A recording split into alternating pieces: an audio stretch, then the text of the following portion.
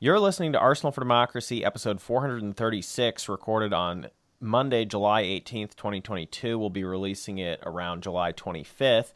I'm Bill Humphrey. Joining me, as always, from Idaho is Rachel. Hi, Rachel. Hi, Bill. This week we're talking about the 1930s syphilis campaign. On July 25th, 1972, 50 years ago this month, the Washington Star broke a story that some people, including whistleblower Dr. Peter Buxton of the U.S. Public Health Service, had been trying to bring to light for almost 2 decades, that the U.S. Centers for Disease Control, previously the U.S. Public Health Service, was running a deeply unethical long-term study on the effects of syphilis begun in 1932. Although the experiment, which involved hundreds of black sharecroppers near the Tuskegee Institute in Alabama, had been initiated in an era when safe, credible cures did not exist, and although all the non-control participants were already infected with the disease, none of the patients under observation were told of their diagnosis, which could have helped limit the spread within their families and communities. And most shockingly, none of them were given the real treatment of penicillin when it finally became available in the 1940s, about a decade after the study began. For more on penicillin, listen to our March 20th, 2022 episode number 418. In fact, Tuskegee participants were often told they were actually receiving treatments when they were not, and many patients were actively prevented from receiving treatment when outside draft board tests in World War II happened to catch many of their cases. Instead, the study observations continued for another 3 decades, with the disease ravaging hundreds of the patients. Had it not been for the mainstream press leak and public outcry, the program would not have been shut down by the end of 1972 because those defending it had insisted for years, against critics aware of the study, that it was providing invaluable life cycle information on the effects of untreated syphilis and needed to continue until all participants were deceased. This was perhaps a defensible objective at the start in 1932, even if the failure to disclose the infection status was obviously indefensible, but it was no longer even much of a medically useful project after penicillin, because a previously incurable 16th century sexually transmitted bacterial disease suddenly had a definitive cure if caught early enough. When the project ended, none of the infected patients were still within the time range to be treated and cured successfully, and in fact less than 1/5 were still alive at all. There would be no formal apology from the government until President Bill Clinton made one in 1997. Congress did adopt the National Research Act of 1974 in response to the revelation of the Tuskegee program in order to govern the ethical standards of human subject experiments in the United States going forward. There are, of course, many excellent sources and doubtless other podcasts focusing on the Tuskegee Syphilis experiment, but what we found ourselves curious about was the broader context for the U.S. government's particular obsession with syphilis in the 1930s. We had also been interested for quite a while in looking into the history of premarital blood tests in the United States, and eventually we started to put the pieces together that these were all part of the same story in the same era, and all part of a massive national project awash in federal and state funding to pull together the disparate strands of the social hygiene movement, eugenics, a changing urban and rural society, reaction to first-wave feminism, and the government's response to the Great Depression, all of which seemed to combine together to reach a crescendo by chance just before the arrival of the miracle cure that would largely end the alleged crisis. So let's talk first about the propaganda campaign at the federal level and the Surgeon General's effort to promote this focus. I want to emphasize that the Tuskegee experiment started before this, just before this, and it started before the Roosevelt administration, just for context, but obviously, as we said, it continued until 1972. As the Franklin D. Roosevelt administration took office and brought the U.S. government into almost every area of daily life, the national campaign against syphilis reached full swing.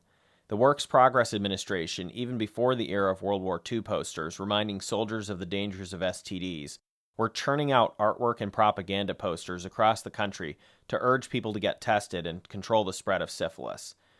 There's one poster that has a slogan along those lines that's available on the Wikimedia Commons. Another poster says something, I would say this is a dubious claim, 6 out of 10 cured because they did not wait too long. That's another WPA poster. And again, I'm pointing this out not really as a criticism per se, although I'm going to obviously about to raise some criticisms, but to just, again, provide the idea here that this was a huge national campaign with a much bigger context around things like the Tuskegee experiments, which were obviously heinous and egregious. So let's drill down on that poster that said 6 out of 10 cured because they did not wait too long. Because again, if that were true, and this is, 1936 or so, or thereabouts, then there should be a way of treating the patients in the Tuskegee experiment. But in reality, in this era of the late 1940s, just before penicillin, most people, if they were lucky, were prescribed trendy new German synthetic dye-based sulfonamides. These were popularized in 1936 by FDR Jr.'s well-publicized recovery from a septic sore throat and sinus infection. That treatment, brand named Prontosil, was a bacterial inhibitor, but not a bacterial killer. So it's good for things like keeping wounds clean and preventing them from getting infected, but it's not actually going, if you're already infected, it's not actually going to fix the problem. Any supposed cures for syphilis were often very dangerous and ineffective, generally based on toxic heavy metals like arsenic or historically mercury. Salvarsan, which is a brand name for a product also called Compound 606, for example, was an arsenic drug being used since the 1910s to try to treat syphilis, and that is known by the generic name arsphenamine. Now, again, the big problem with the Tuskegee experiment is that they are not telling them that they have syphilis, and they're not providing any sort of treatments, but they're also lying and telling them they are receiving treatments. So even though it's true from hindsight that the treatments available were not basically real and didn't really do what they said they would do, and also things like these arsenic-based ones were incredibly dangerous and could cause you all kinds of things like organ failure or even death. The issue with that experiment, again, is that they were not being informed about what was happening, and they were being told that they were being treated when they actually weren't being treated. And then, of course, after the advent of penicillin, they weren't being treated at all, even though there was a way of treating it.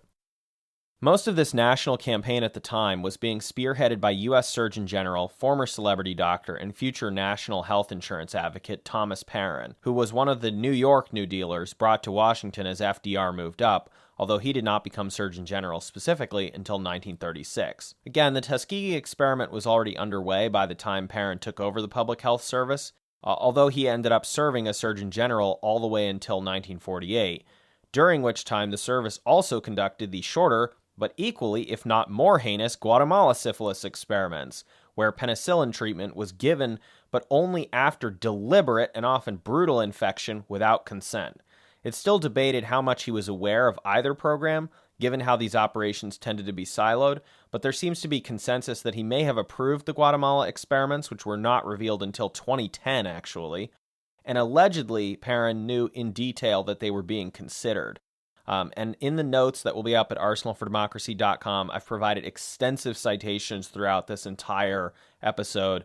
You can learn more about the allegations against Perrin in relation to Tuskegee and Guatemala in a 2013 USA Today article, a 2018 report from the University of Pittsburgh, which was debating whether or not to, and ultimately did, rename a building called Perrin Hall after carefully reviewing the facts. And then finally, there was also a article the following year that is available online.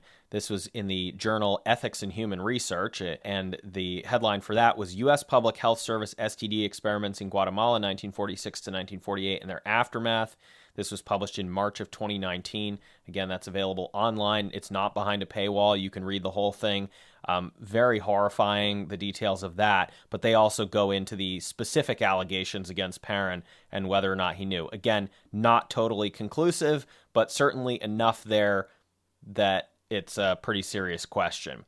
But again, let's go back to talking about what was happening in the 1930s and this public national campaign, because of course, as we said, Tuskegee didn't come to light until 1972, and Guatemala didn't come to light until 2010. So what was going on publicly where everyone could see?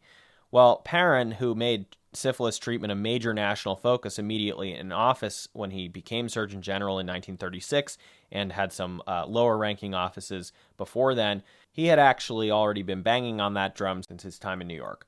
There, he had hosted a regular CBS radio show about health issues. One of the received wisdom supposed facts that public health officials had come to believe by the early 1930s was that New York City, or indeed all of the United States, had a syphilis infection rate of 10% that had not been detected that was their estimate, though. And we still don't really know if that was the case or not because, again, it hadn't been tested. So what we're going to be talking a lot about today is the attempts to start testing that. This wasn't apparently really based on much concrete information, but many of the doctors wanted to push for broader testing.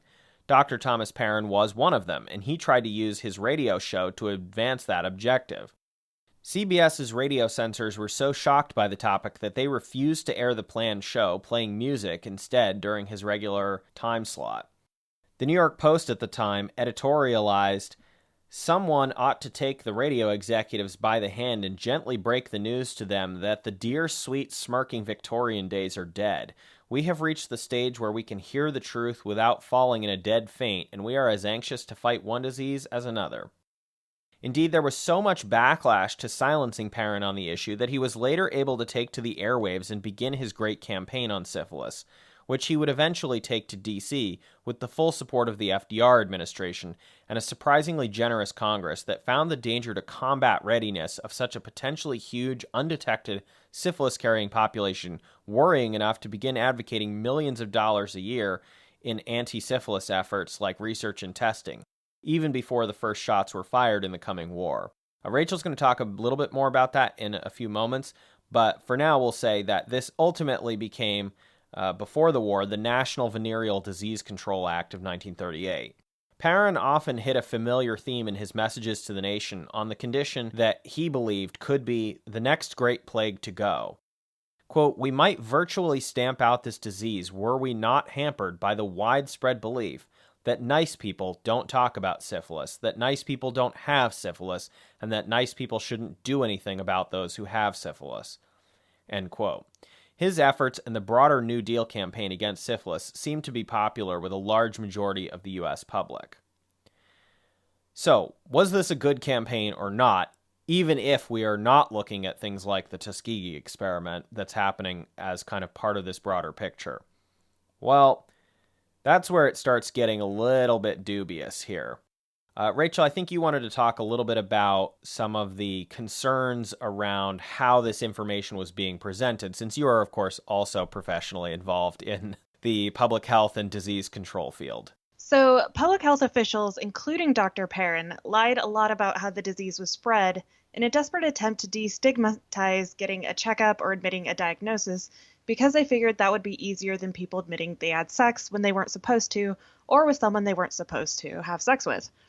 They also did never progress much beyond the testing aspect because they could get people on board with not being shocked and horrified to discuss medical testing and rudimentary treatment regimes, but they couldn't get people on board with talking openly about condoms and other actual prevention methods in non-military settings anyway.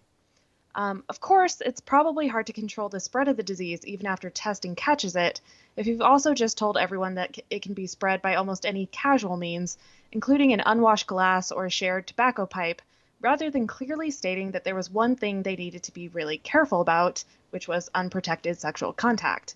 So this is kind of goes against all the learned wisdom in public health and infectious disease. You don't really want to focus on the treatment aspect of it because obviously at that point they're already infected. You really need to talk about prevention methods. And so the fact that you could talk to soldiers about condoms but not the general public means that you're not really disseminating the information that's needed to get to people to help prevent the contraction of the disease in the first place. So even though he was saying we need to talk about sex, there really wasn't a lot of talking about sex going on at this time. So they really were focusing on the testing aspect to detect it, but after the fact, after the horse has already left the barn, so to speak. So it's not really best practices for infectious disease or public health that exists today. That being said, in comparison to today, do you see parallels with how they handled this versus some of the public messaging, the public health messaging around COVID-19, especially, though not exclusively, at the beginning of the pandemic's arrival in the United States? I mean, there were certainly cases where they were not being totally forthcoming with people about how to prevent the spread of the disease because either it was inconvenient or they were worried about people hoarding masks and other critical PPE or whatever. they had their reasons, but it seems like they weren't necessarily totally transparent with the public about what to do to prevent the spread.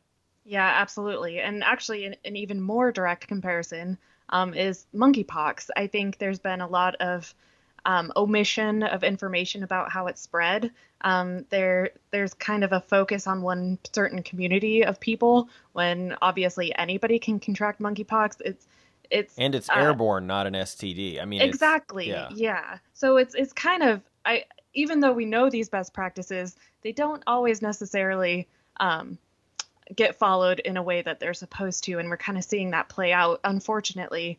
And I think a lot of it is just because we've disinvested from public health so much. There's not really a good way to ramp up a huge public health campaign unless we get these acts that directly fund outbreak prevention or treatment options or whatever. So I think even though we know what the best practices are, there's not a lot of political will to follow those best practices.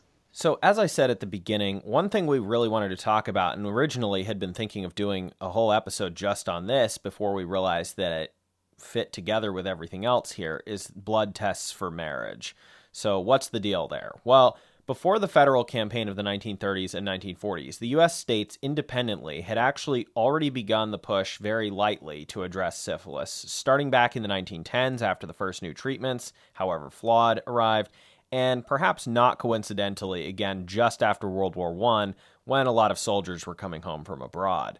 But with the new national campaign in the 1930s and 1940s, the aim of the state public health authorities shifted toward promoting or even mandating testing. And the most famous way this manifested in 30 states of the 48 then in existence was in the blood tests for marriage.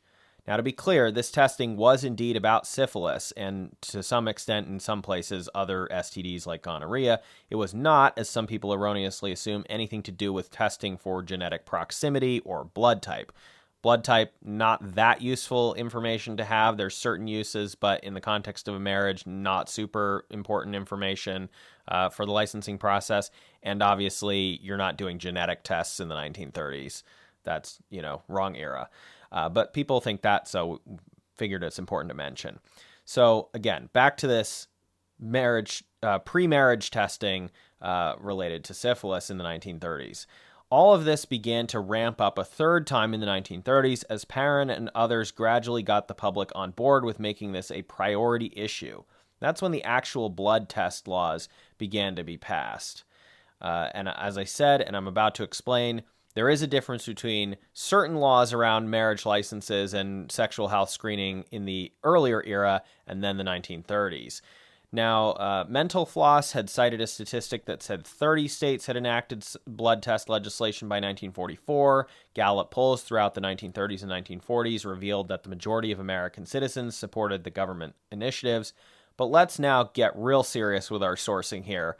We looked at a short article about a 1954 study on premarital health examination legislation published in Public Health Reports, Volume 69, Number 5 from May 1954. This is not that many pages long. It looks at what the available data is coming in from the various states, especially through reporting to the federal government, looks at some of the statistics around these laws, and just kind of generally reports on what the state of play is in terms of the history of this legislation and its results. And I think it's worth drilling down on this, from the perspective of 1954, when a ton of these laws were still in effect, because that's going to give us a really interesting perspective on this. The author reports 33 states with laws of some kind by 1941 and 40 by 1954. That's as opposed to the 30 figure that we've just noted, but these might also include lesser requirements than actual testing. The article cites the earliest premarital VD state law as dating back to 1913, but the early such laws were generally just a signed affidavit instead of an actual test. Almost immediately, in 1913, there was a U.S. Supreme Court case on the constitutionality of such requirements, but the court said at the time that state governments were sovereign on regulating or banning marriages. Some laws were male only. They didn't require both partners to be screened. Some laws actually made it a misdemeanor to marry if one tested positive, although they didn't have much of an enforcement mechanism. And the article, published, as I said, back in 1954, contended that, quote, while these laws differed from state to state, none of them was particularly effective, end quote. And that's going to be a recurring theme throughout the rest of this episode. A huge project didn't necessarily pan out the way they were expecting or accomplish all that much. Now, perhaps the only interesting or compelling law, to my mind, was Utah's, which automatically voided the marriage if it turned out that one of the partners had a venereal disease. And as far as I could tell from the way this was presented in the article, this did not just apply if you had just gotten married and then figured out that one partner had not appropriately disclosed that they had a pre-existing venereal disease. It seems to have also voided the marriages if either partner tested positive during the marriage, usually implying cheating, but who knows. I was curious, Rachel, what you thought about that, because that seemed like an oddly outlier law. I have to assume it's because of the specific peculiarities of Utah, but it's just kind of an interesting, pretty drastic action to take there. Yeah, I agree. I mean, most states already have a law that allows for the dissolution of a marriage if infidelity comes to light. But that's usually a party of the marriage coming forward to try to dissolve it. In this case, it's the state dissolving your marriage, which is pretty drastic for sure. So yeah, that's pretty interesting. And like you said, kind of not really surprising that it came from Utah. So how effective was all of this? Well, in general, the 1954 review cites a positive test rate in premarital syphilis blood tests of less than 1.5% between 1936 and 1941 in the subset of states that pooled their data for a public health service study. Although at least some states had briefly had much higher rates when the tests were first introduced. The speculation was that more people evaded the test thereafter, but who knows. Marriage license rates did drop, sometimes by a lot, despite the already growing number of state laws ending the practice of simply recognizing common law marriage. Although I noticed that the article did not mention that the economy got worse again simultaneously around that era, 1936, 37, 38, and so forth. So that, that could be a confounding factor. But when we say that, only 1.5% tested positive, or in some cases a somewhat higher percentage, that still did amount to actually thousands of cases of people testing positive. And apparently in interviews after people were tested positive, generally they said they had no idea that they were positive. And so it did actually catch them. So on the one hand, you could say this is fairly low. Was it that effective of an intervention? Who knows? Maybe the rate was never as high as it had been speculated to be. But on the other hand, this screening did save people's lives or make people make safer choices or something like that. So it's a little bit of a complicated picture there. And I just want to kind of lay out both the arguments on either direction there. Despite public support for the new testing mandate laws, the article notes that many physicians disagreed with them. For one thing, they weren't sure how credible the tests were, but for another, the mandatory public reporting component raised serious questions about doctor-patient confidentiality and what patients could reasonably expect to keep secret from the government when it came to communicable diseases, especially sensitive or embarrassing ones. There were also problems between states about reciprocal recognition of marriage licenses, even when both states did have a testing requirement, because every state's system differed. Some states even demanded a post-marriage blood test if the wedding occurred in a non-testing state, but not all did. States also had to provide funding to cover the costs for would-be newlyweds who couldn't afford to see a private physician for their exam. Some states waived the tests altogether if there was a, let's say, urgent need to speed up the marriage process before baby could make 3. In general, the testing regimes over time cost many millions of dollars and had a relatively low detection rate. But again, that may simply reflect an overestimate of the prevalence before widespread testing began, or perhaps a relatively lower risk population being tested in the marriage license process, or it also might just mean that people were evading the states by getting married in non-testing states, or even sending friends to be tested in their place, and that so on. These are all things that were mentioned as possible explanations in the 1954 article. As we've now discussed, there was a huge push beginning in 1930 to try to identify cases of and halt the spread of syphilis, which actually was about to be dealt with in the 1940s by the advent of penicillin antibiotics, which they couldn't predict.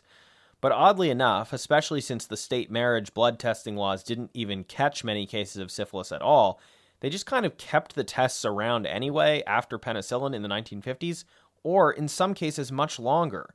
Incredibly, Massachusetts, for example, did not repeal its wartime premarital screening law until 2005, when Mitt Romney was the governor. And Montana kept part of their testing law, rubella screening in women, active at least as late as 2018, but maybe even now. I was not able to find evidence that they had overturned it, although there was a bill introduced to repeal it in 2019, but I don't think that it passed. 4 states later passed, and then later also repealed HIV testing requirements for marriage licenses at the height of the AIDS pandemic. But they decided that they were probably a very costly program with an off-target screening pool. I guess these were like southern states, and they were looking at young straight couples getting married and decided that in terms of a percentage, they were probably going to be wasting most of their time and money if they kept doing the HIV screening. So those were basically taken out by the end of the 90s. Rachel, before we get into our broader social context discussion here, I wanted to know if you had any thoughts on any of the information presented in those various sources, but especially that 1954 review of the state of the programs in various states. Well, I do find it interesting that the marriage rates dropped sometimes quite significantly. I think, like you pointed out, that the economy is always a confounding factor, but it's interesting also that there was a booming practice, it seems, of just going to a different state. And I'm wondering if that's kind of where Nevada's reputation for being an attractive destination for weddings kind of sprung up. I know they also didn't have waiting times like a lot of states did between when the license was issued and when you could perform the ceremony. But I'm also wondering if the blood test was also part of that calculus. It's interesting also that kind of at the same time that states were going against common law marriages, that marriage rate, like state sanctioned marriage rates, were also dropping. I know Idaho got rid of their common law marriage relatively late in 1996. So I'm curious to see like when other states dropped their common law marriage statutes or allowances. Recognition, right? Yeah.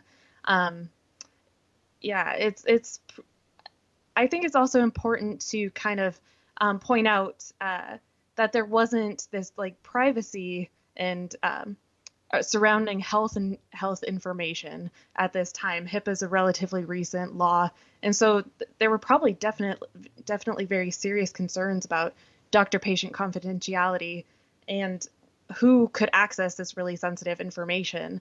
I know today all these STIs are reportable diseases. You have to report positive cases to the local or state health authority.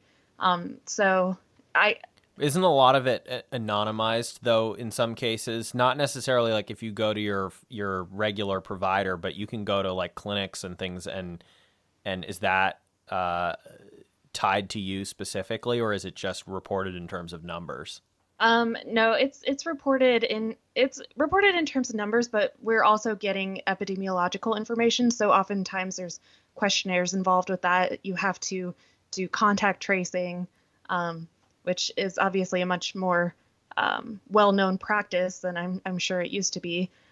You do have to do those tracing procedures now and kind of find out who else could be exposed. So even though your local authority has access to that information, they obviously can't share it to anybody that's unauthorized to see that. And it's a very limited number of people that are allowed to see that. So there's a lot of confidentiality and protection of that health information. And I think it's interesting as well that this is where these doctors started drawing the line, because there is a definite difference between saying to the government, here's my reporting numbers on cholera cases or smallpox cases, versus here's my data on sexually transmitted infections that I'm detecting at my practice. Mm-hmm. Yeah. Another thing I wanted to point out is that We used to be much less traceable back in the day. So things like schemes like sending your friends to be tested in your place was actually a viable option, which these days just isn't as much of an option with state issued IDs and social security numbers getting tied to you.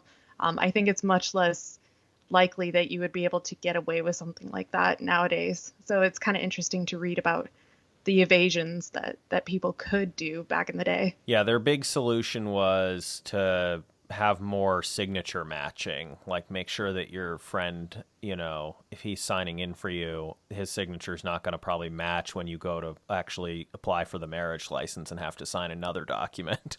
And also telling the doctors that they had to be in the room watching you sign the paper. They couldn't just, go out of the room while you were doing that kind of thing. You also mentioned about waiting periods. That's closely related to this as well.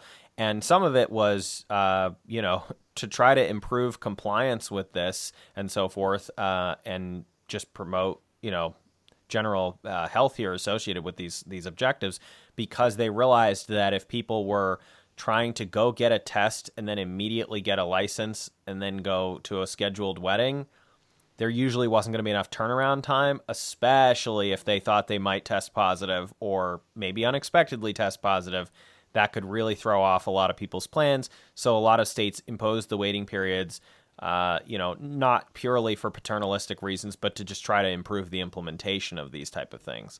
I don't know. All of this was kind of interesting to me because I think the first time that I ever heard about these blood tests for marriage is that there's a passing reference in Guys and Dolls to it. It might even be in one of the songs as opposed to a line of dialogue, but I don't completely remember.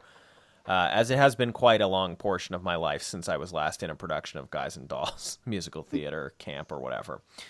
Let's talk a little bit now about the broader social context here, because there's a lot of troubling dimensions, again, to this campaign in the 1930s besides the ones that we've talked about, especially, we talked about the patient privacy issues, we talked about the unethical experiments, and we've also talked about the lying to the public to try to get them to cooperate with public health measures rather than being honest and direct with them. There are some other problem areas that we need to address. First off, the progressive era social hygiene movement, which was often closely associated with the racial hygiene eugenicists, they were a big factor in promoting the syphilis awareness and testing efforts. They also, of course, introduced bans on prostitution in many cities or jurisdictions that previously had allowed or even encouraged it, which I don't think I knew as much about. And it's kind of a weird topic in terms of that era, not talking about today. And so I don't know if we'll ever come back to that one, but this is the same group of people. Probably the only good effort that these people were involved in at the time was trying to repeal the Comstock laws that censored distribution of sexual health information and information on birth control and abortion, but they actually failed across the board at repealing those laws. That's one reason why the 1930s federal campaign on syphilis is so fascinating, because it seems clearly in conflict with those still extant laws. And you look at things like CBS censoring Dr. Perrin, and we're going to talk in a few moments about local newspaper editors getting involved in the censorship questions as well. So bear that in mind as we're talking about all of this. I just mentioned the eugenics movement. Again, you can't separate a lot of this stuff from the eugenics movement, and there's a number of different angles at which this intersects with the topics we're covering today. So, for example, a lot of the sources that we've linked to in today's episode mention in passing that there were some very, very racist ideas in the public health community and policymaking community on how the diseases affected different people or infected different people. And this was a huge factor in the focus of the Tuskegee experiments and later the Guatemala experiments. And yes, obviously part of that was that it was an easily targetable and vulnerable population to experiment on without too much oversight or interference. That's true. But they were also convinced that black people, and in the international context, Latin people, were uniquely awash with STDs and needed a particular attention paid to them. Quoting from the Social Hygiene Movement Wikipedia page, in the 1940s during World War II, the ASHA, American Social Hygiene Association, launched a new project called the Negro Project, also known as the Negro Venereal Disease Education Project. So you can see that, again, these social hygiene ideas are totally wrapped up in the eugenics movement. And then, of course, you get all of this stuff happening at the same time as forced sterilizations and other attempts to control reproduction against people's will or without their knowledge because they were from a certain ethnicity or race, or they already had a certain number of children, or they had some disease, or they had a mental illness, which that whole mental health movement comes out of the mental hygiene dimension of the social hygiene movement. So some, challenging origins there to talk about. Or you had the people that were deemed to have some sort of a physical or mental intellectual disability, something like that, and the eugenicists were trying to limit that. So this sexual health dimension is totally interlocked at the beginning in this time period with the eugenics movement. You can't separate the two of them, which is always difficult to talk about, again, because, and this is the same thing with, you're talking about birth control, Planned Parenthood, things like that, is that you can't separate those things from the eugenics movement, but that's not to say that these things were all bad. We've talked at great length today about a lot of the bad elements, but obviously controlling and stopping the spread of syphilis was an important and valuable objective, especially once penicillin arrived.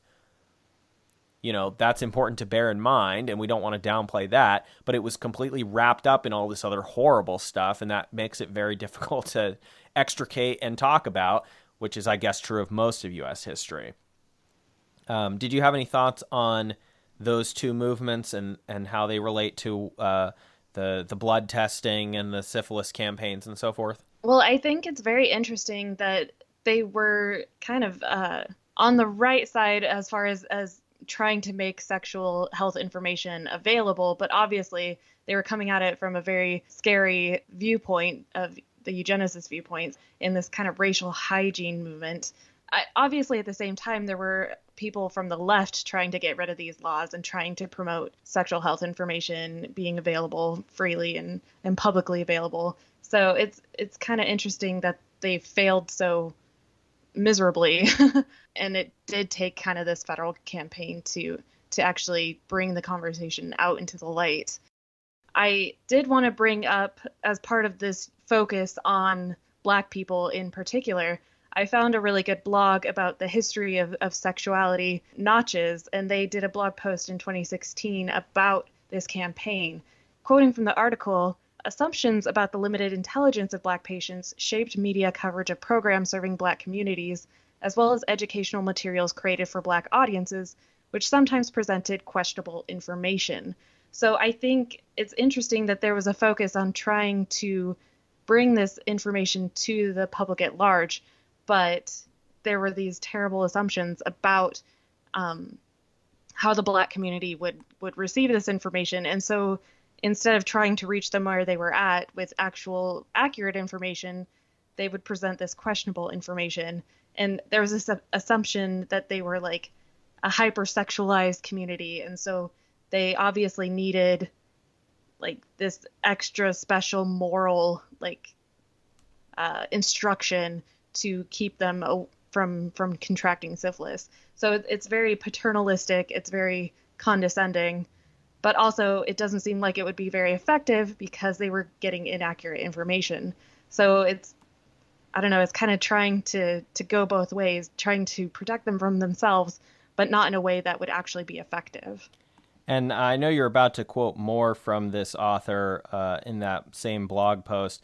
This is the historian and professor of U.S. Public Health, Aaron Webker, who is now based in Minneapolis. At the time was based in New York City.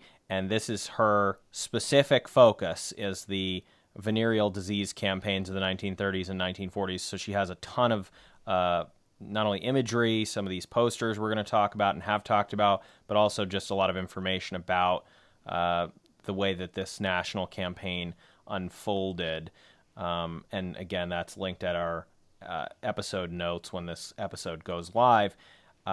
Rachel, one of the things that she points out, and I think is totally inextricable from all of this, is this campaign's effect on women's sexuality and women's health. Now, there were some pros, we'll get to those, but a lot of it was cons. A lot of it was very negative and bad for women. despite the fact that it was ostensibly a public health measure that might be helpful. Could you talk a little bit about what the professor who specializes in this had to say about that? Yeah, so it seems at the beginning of the campaign in the 1930s, there was kind of more of a community focus. So it's kind of interesting. There was a focus on productivity and community strength in fighting the spread of syphilis. So in the beginning, quoting from the article, campaign materials also emphasized that the negative effects of these illnesses impacted the whole community, not just individuals with BD. This helped legitimize a stronger role for government in the program in spending tax dollars on the issue. Workers who developed complications with motor skills might not only lose their job, but also decrease industrial efficiency or harm others if they caused an accident at work. In the midst of the Great Depression, concerns about national recovery hit home with Americans. Additionally, a sick worker not only failed to be a proper breadwinner for his family, but also became another person added to the swollen relief rolls or committed to a public institution for the blind or insane. Later, as the U.S. mobilized for war, industrial strength was seen as key to defeating the Axis, again tying the fate of the nation to individuals' behavior. However, as World War II started, this rhetoric became more focused on women's sexual behavior. Quoting again, VD discourse and policy now focused on policing the social sexual behavior of all women who were sexualized and seen as potential vectors of venereal disease. They became dangerous threats to the war effort. This gendered and moralizing rhetoric, which had purposefully been avoided a few years earlier in the 1930s VD campaign, was central to professional and popular coverage of the issue. It built on earlier medical, social science, and eugenic discourses that linked hypersexuality, juvenile delinquency, and feeble-mindedness in women. This focus on women as vectors not only revealed cultural anxieties about the sexual freedom of young women, it also helped legitimize their forced incarceration at rapid treatment centers across the country where they were treated for syphilis and gonorrhea. Though this emphasis on problematic sexual women contrasted the 1940s rhetoric from the 1930s, the role VD control played in strengthening the family and preserving the health of industrial workers continued to be salient and was prevalent in wartime VD propaganda. So at this time, as you mentioned, there were a lot of posters, especially surrounding World War II, keeping our GIs safe, keeping them healthy. So one pretty famous poster, I had actually seen it before, shows a woman, and it says, "She may look clean, but pickups, quote-unquote, good time girls, prostitutes, spread syphilis and gonorrhea. You can't beat the Axis if you get VD." So there really was an emphasis on women's role as vectors in spreading this disease and really creating this like moralizing rhetoric around the issue. Whereas before it was much more like community health, community strength. Now it's just like those evil women are out to get you, basically. And then there's another poster that says, "She may be a bag of trouble." So like obviously very dehumanizing at that point. She's not even a person, she's just a bag of trouble. So it's very concerning how the spotlight kind of got focused on women and their sexuality and their like loose morals. And it's interesting that the focus on juvenile delinquency, because I think a lot of media around that time did focus on juvenile delinquents and kind of the moral panic that was springing up around like the cult of the teenager at this time that was kind of building in popular culture. So it's very interesting that it also got... Did they mean that, though, or did they mean that there would be a ton of poor kids running around that were, I don't know, disease-addled or what? I mean, because, you get into the birth control issues at the same time. I don't know. I think it's ambiguous to me. Yeah, I don't know. That's kind of what I thought of first, kind of like those teenager pop culture that was kind of springing up at that time. And I guess you wouldn't see the effects of juvenile delinquents until like a decade or like 12 to 15 years in the future. So I don't know if they were focusing on that kind of like midterm, like fall of society, maybe, perhaps. Yeah. It's a fair point. Yeah. And also it's interesting that you don't really hear about like institutionalized women as much, but this was definitely a factor at this time. Like if you had a VD, it was like an excuse to kind of shunt you away to these like institutions where you were probably never heard from ever again. So it's that's another scary aspect of kind of hiding the disease and hiding infected people. Um, Very concerning. Very kind of ties into that eugenics movement of removing undesirable people from society. Yeah, and again, these efforts, as we said, totally tied into all of that. Quoting now from that 1954 article, Premarital Health Examination Legislation Reviewed, and this is, again, the post-World War II era where all of a sudden, due to the Nazis, eugenics had fallen dramatically out of favor in terms of its social cachet. Not to say that the practices associated had stopped, because they absolutely had not, but it was now no longer considered acceptable to be openly promoting eugenics in the same elite circles and liberal and progressive circles as it had been. Quote, certain principles of eugenics sponsored by the National Office of the American Eugenics Society gained wider acceptance. Those principles stressed the importance of health examinations and waiting periods between applications for and issuance of marriage licenses. They advocated restrictions on marriages of the unfit and ways to promote the physical and mental qualities of the population of the United States. In 1937, 5 states passed acceptable legislation, and by 1939, 12 additional states had enacted those specific type of premarital examination laws, end quote. And again, this is like what you were just saying. It's about policing women. It's not even about, whether or not the men were doing what they weren't supposed to be doing in many cases.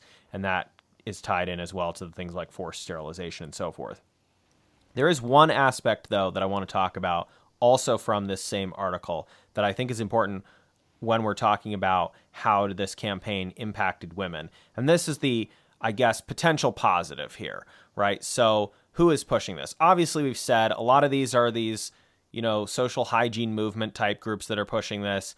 And by definition, that's going to include in this time period a certain milieu of politically active women. Although, as Rachel alluded to, we've actually talked about on past episodes that there were leftist, socialist, communist, trade unionist type women who were involved in the struggle for birth control and things like that from a liberatory standpoint, not from this paternalist and eugenicist standpoint. But interestingly, the 1954 article notes that in cases where local newspaper editors were resistant to publicizing new state laws on premarital syphilis testing due to objections about publishing sexual content or reference of any kind, this goes back to that obscene materials issue, it was usually the face-to-face intervention by women's advocacy groups that changed the minds of these editors.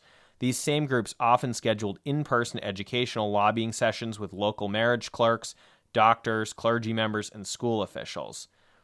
This brings us to my last point of speculation here. Why is this? So again, we have two sort of potential explanations here. One of them is very dark, and that's that these groups were interested in promoting eugenics and social hygiene and racial hygiene and things like that, and they wanted to go around and make their case for why these laws were going to help that and why you should get on board. But perhaps, more charitably, they felt that young women entering into marriages were probably one of the most at risk for being exposed to an undisclosed or undiagnosed sexually transmitted infection from a new husband. The article sort of alludes that this may have been a factor, but it doesn't really say one way or the other.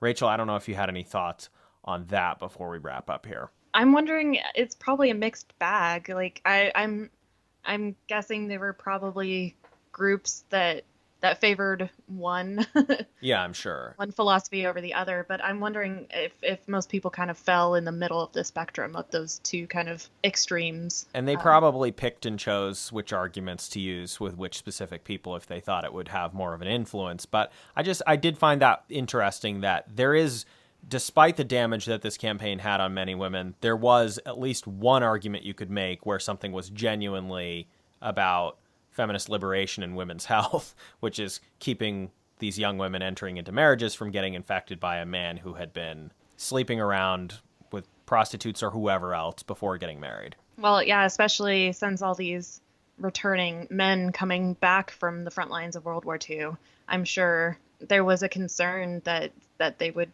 get married and infect their wives with these previously diagnosed or undetected diseases. So yeah, I can see that kind of protective impulse. Well, again, I do want to encourage folks to do additional research into the Tuskegee Syphilis Experiment, which was revealed to the public 50 years ago, July 25th, 1972. I also want to encourage people to learn more about the Guatemala experiments, which as I said, are at least as heinous, if not more heinous. It's really hard to kind of stack up these things and assess, which one is worse or more egregious or anything like that, because they're both so far out of the realm of ethics and what should have been done. But at least people have some familiarity with the Tuskegee one at this point because it was known for the past 50 years, whereas it's a much more recent thing that came to light. And the Guatemalan government has made very clear their view that this was a very egregious crime against humanity perpetrated by the United States with the cooperation of a lot of Guatemalan officials at the time that were closely linked with the United States. And again, we're not going to get into what specifically was done to them, but the things that you will read about are horrifying. And to that extent, it goes much, much beyond the refusal to treat the folks that were infected, had already been infected before the Tuskegee experiments and were participants mostly unwillingly and without proper consent and information. So two very bad past actions that are directly related to these 1930s and then 1940s federal U.S. campaigns and state campaigns against syphilis. Rachel, thanks so much for coming on this week to talk about this fascinating topic and sort of array of offshoot topics. Yeah, glad to be here.